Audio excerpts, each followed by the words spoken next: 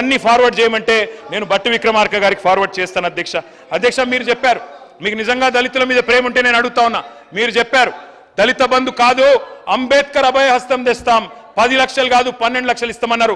10 పైసలు కేటాయించలేని మాట వాస్తవం కాదా? ఈ బడ్జెట్ లో మీకున్నదా ప్రేమ? ఉన్న దళిత బంధు చెక్కులే ఆపుతున్నారు, ఉన్న దళిత బంధు చెక్కులు ఆపుతున్నారు. మేమిచ్చిన 2వ విడత చెక్కులకే గతి లేదు. ఇవాళ వారు మాట్లాడితే ఎట్లా?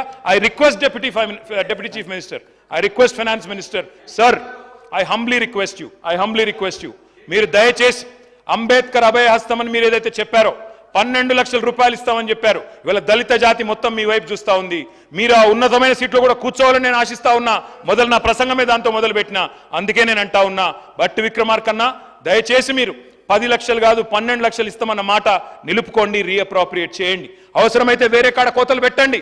అనవసర పార్బాటాలకు అనవసర పేపర్ ప్రకటనలకు పోయిన దానికంటే ఓ 10 దళిత కుటుంబాలను బాగు చేసే ప్రయత్నం తప్పకుండా చేయండి అని చెప్పి రీఅప్రోప్రియేట్ చేయమని చెప్పి నేను కోరుతా ఉన్నా అధ్యక్ష. I represent Sircilla. Please sir, గంట సేపు వాళ్ళు మాట్లాడి ఇది ఏం సార్, ఇది అప్రోప్రియేషన్ సార్, ఇది నడపండి సార్ 12 దాకా మేము వద్దంటున్నామా sir? Let me speak sir. Interrupt చేసి మళ్ళీ ఇట్లా చేయడం కరెక్ట్ కాదు సార్. దయచేసి తమని కోరుతా ఉన్నా, మాకు అవకాశం ఏంటి అధ్యక్ష. బీసీ వెల్ఫేర్లో అధ్యక్ష మేము ఆశించాం అధ్యక్ష. డిక్లరేషన్ ఇచ్చారు. ఏమన్నారు అధ్యక్ష? బీసీ వెల్ఫేర్ డిక్లరేషన్లో మేము సంవత్సరానికి 20,000 కోట్ల చొప్పున 1,00,000 కోట్లు మేము 5 ఏళ్లలో పెడతామన్నారు అధ్యక్ష. I request the government, I thank the government, I request the government. వారిని కోరుతున్నా, I wish you all success. తప్పకుండా 1,00,000 కోట్లు ఖర్చు పెట్టండి. ఈ సంవత్సరం మీరు కేవలం అందులో మీరు చెప్పిన దానిలో 50% కూడా పెట్టలేదు బడ్జెట్లో బీసీ వెల్ఫేర్కి. దయచేసి రీఅప్రోప్రియేట్ చేయండి. జనాభాలో 50% ఉన్న బలహీన వర్గాలకు మీరు ఇచ్చిన మాట ప్రకారం నేనేం విమర్శ చేయడం లేదు, దయచేసి నిలుపుకోండి. మా ప్రభాకర్ గారు నిన్న, అదేవిధంగా మా శ్రీధర్ బాబు గారు, మా ఉమ్మడి కరీంనగర్ జిల్లా మంత్రుల అధ్యక్ష, వారిని నిన్న కలిసిన నేను, వారు నన్ను పిలిచారు, వారే అడిగినారు మరి సిరిసిల్లలో ఏం చేద్దాం అని అడిగారు అధ్యక్ష. నేను వారిని కోరుతా ఉన్నా అధ్యక్ష. నేనేదో రాజకీయ ప్రసంగం చేయడానికి రాలేదు అధ్యక్ష. ఇక్కడ నేను వారికి లిస్టు కూడా పంపుతా ఉన్నా. ఈరోజు సిరిసిల్లలో ఇప్పటి వరకు అధ్యక్ష మొత్తం రాష్ట్రంలో, సిరిసిల్లలో కాకుండా రాష్ట్రంలో ఇప్పటి వరకు ఈ ప్రభుత్వం వచ్చిన తర్వాత 14 మంది నేత కార్మికులు ఆత్మహత్యలు చేసుకున్నారు. నేను మనస్ఫూర్తిగా వేడుకుంటున్న ప్రభుత్వాన్ని, దయచేసి రిక్వెస్ట్ చేస్తూ ఉన్నా, వారిని కోరుతా ఉన్నా, కునారిల్లిన కుల వృత్తులకు జవసత్వాలు నింపే ప్రయత్నం మేము చేసినాం, మా శాయశక్తిలో చేసినాం. మేము బాగా చేయకపోతే ఇక్కడ పంపిణీ కావచ్చు. కాబట్టి నేనేమంటున్నా అంటే దయచేసి మంచి కార్యక్రమాలకు మంగళం పాడకండి. మంచి పనులు ఏమైనా ఉంటే కొనసాగించండి. వాటిని దయచేసి కేవలం మీ నియోజకవర్గమనో మీరు తెచ్చిన పథకమనో వాటిని పక్కకు పెట్టకండి. ఇవాళ సాంచాల సప్పులు బంద్ అయ్యే పరిస్థితి వచ్చింది. మగ్గం మీద మళ్ళొక్కసారి మరణ మృదంగం మోదే పరిస్థితి మళ్ళీ వచ్చింది. 14 మంది నేను లిస్టు పంపుతాను సార్, దయచేసి చూడాలని చెప్పి నేను వారిని కోరుతా ఉన్నా. పేర్లు వివరాలు మొత్తం జిల్లాల వారీగా నేను పంపిస్తాను అధ్యక్ష. ఆర్డర్లు ఆపేసినారు, బతుకమ్మ చీరల ఆర్డర్లు. పాత పథకాలు చేనేత మిత్ర, నేతన్నకు చేయుత ఈ బడ్జెట్లో కేటాయింపులు లేవు.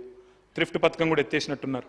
మా మీద ఏమన్నా ఇబ్బంది ఉంటే, మా మీద మేము తెచ్చిన పథకాల మీద కోపం ఉంటే తప్పకుండా దాన్ని విషయంలో మా మీద విమర్శ చేస్తే పర్లేదు. కానీ దయచేసి నేను వారిని కోరుతా ఉన్నా. అలిశెట్టి ప్రభాకర్ గారని మా జగిత్యాల అధ్యక్ష, వారు ఒక మాట అన్నారు, బతుకుదారులు దారాలు తెగిపోయినాయి, ముగ్గులు మగ్గాలు మూగబోయినాయి, ఇల్లిల్లు దాటి సిరిసిల్ల దాటి తొందరగా వెళ్ళిపోవే తల్లి దసరా అని ఆనాడు మాట్లాడినారు అధ్యక్ష. నేను వారిని కోరుతా ఉన్నా, ఈ నేతన్నలు ఎవరైతే ఉన్నారో అధ్యక్ష, మేము ఏం చేసినామని వారు అడుగుతున్నారు అధ్యక్ష. ఇది ఆనాడు మా ప్రభుత్వంలో అధ్యక్ష, ఎందుకంటే మన ప్రాంతం నుంచి, మన రాష్ట్రం నుంచి చాలా వలసలు ఉండేది, షోలాపూర్కి, భివాండికి, సూరత్కి. ఆనాడు మా ప్రభుత్వంలో ఒక ఎఫర్ట్ పెట్టాం. గౌరవనీయులు ఆనాటి ముఖ్యమంత్రి కేసీఆర్ గారు సూరత్కి వలసపోయిన కార్మికులను పిలిపించుకొని వారితో పాటు భోజనం చేసి ఓ రోజు దాదాపు 4-5 గంటలు గడిపి వారందరికీ అభయహస్తం ఇచ్చి వారు పిలిచి ఆనాడు వరంగల్లో వారి కోసం ఒక ప్రత్యేకంగా పార్కు పెడితే ఇది ఈనాడు పేపర్లో వచ్చిన వార్త. శ్రామికులుగా పోయినారు, పారిశ్రామికులుగా తిరిగి వచ్చారు అనే వార్త నేను గౌరవ ప్రభుత్వానికి పంపుతున్నాను, చూడాలని చెప్పి నేను కోరుతా ఉన్నాను. వారిని నేను మనస్ఫూర్తిగా, ముఖ్యమంత్రి గారు కూడా వచ్చారు, వారికి కూడా నేను చేసే విజ్ఞప్తి ఒకటే, నరాలను పోగులుగా చేసి, రక్తాన్ని రంగుగా మార్చి, గుండెల్ని కండెలుగా చేసి, చెమట చుక్కల్ని చీరలుగా మార్చి, పేగుల్ని వస్త్రాలుగా అందించి మనుషులకు నాగరికత అందించిందే పద్మశాలి సోదరులు, నేతన్నలు. వారిని దయచేసి, నా మీద వ్యక్తిగతంగా ముఖ్యమంత్రి గారు మీకేమైనా ఇబ్బంది ఉంటే నన్ను అనండి, పడతాను. కానీ సిరిసిల్ల నేతన్నలను, వారి ఉత్పత్తులను దయచేసి నా విజ్ఞప్తి మీతో, బతుకమ్మ చీరలు ఇష్టం లేతే ఆ పేరు ఇష్టం